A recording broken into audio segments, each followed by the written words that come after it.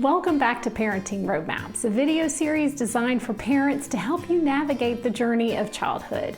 This is episode number 14 of the preschool series, and today we're taking a closer look at puppets.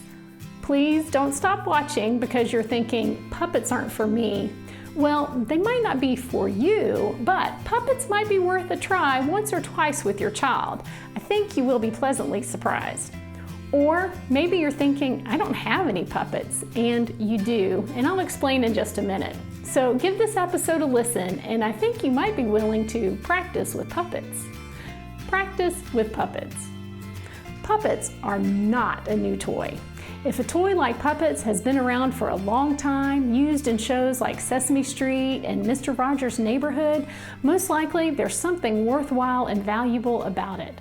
No doubt, there's something about puppets and young children that just clicks.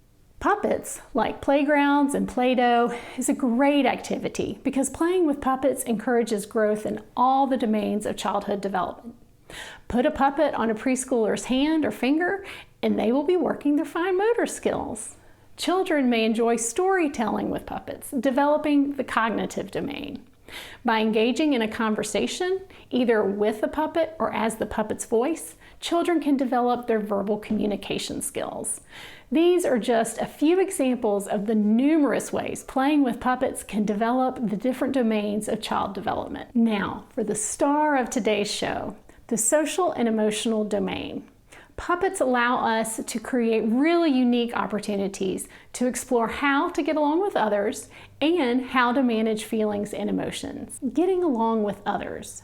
Using puppets during play allows you to create different scenarios to practice how your child can work through challenging interactions with friends, learning to share, dealing with jealousy, or whatever type of situation your child might need some help with.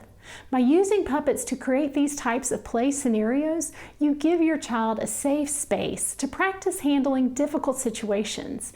It allows you a space to offer guidance and feedback as your child tries out different approaches. Managing feelings and emotions. If you stop and think about it, the concept of feelings and emotions is very abstract. Think about the slight difference between some emotions. For example, how would you describe to someone the difference between anger and frustration, or the difference between nervousness and worry? It's not so easy, is it? Those are such minor differences, yet understanding those differences can affect how we interact with others. Using puppets helps to create an environment for your child to practice understanding and expressing different feelings in safe settings, and helps them understand how to read the emotions in others and interact in appropriate ways. Now, the issue of not owning any puppets, well, I'm here to tell you that you do. I promise you, the most basic puppet, a brown bag, or a sock can easily do the trick. If nothing else, take a pen or a marker, 2 quick dots on your hand, and you're good to go. Trust me, if you're willing to be a little silly and break into a new voice, then they will be all ears. 2 additional points about playing with puppets. Some children may like to be the voice of the puppet, while some children may enjoy more interacting with the puppet that you control. However the child is most comfortable is fine. You're simply looking for an opportunity to create a safe and fun space to interact. And the second point, this isn't about a puppet show, so there's no need to hide behind anything. Hopefully you're now on board with giving puppets a try with your preschooler. Puppets can simply be pure, silly fun with your child, and just being silly in the beginning is a great way to introduce puppets to your child.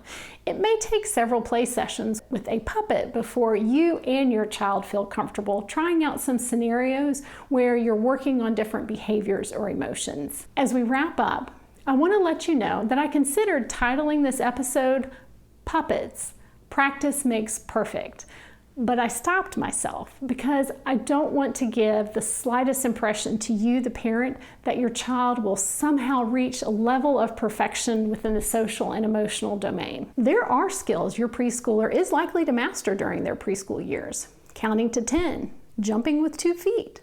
But when it comes to the social and emotional domain, as adults, we all still struggle with some of the basic concepts we introduce to preschoolers.